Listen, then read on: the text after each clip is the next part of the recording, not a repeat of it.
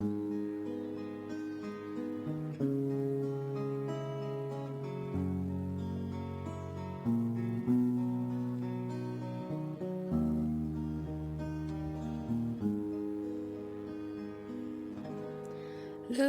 giang là col carpang giang tơ đừng óc bôi hơ giòn cư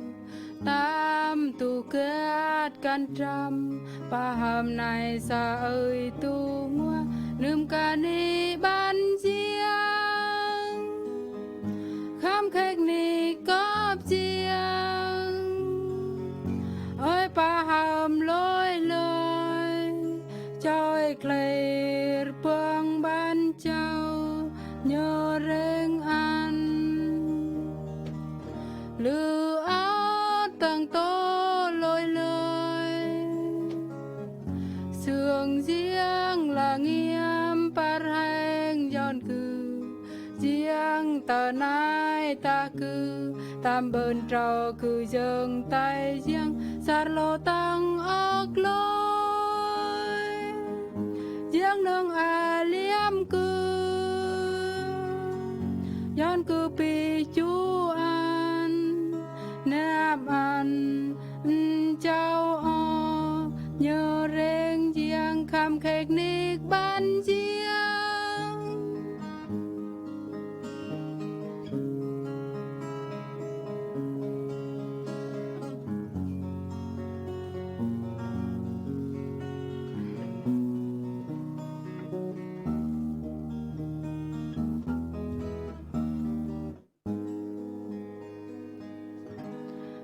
Lu giang là col carpang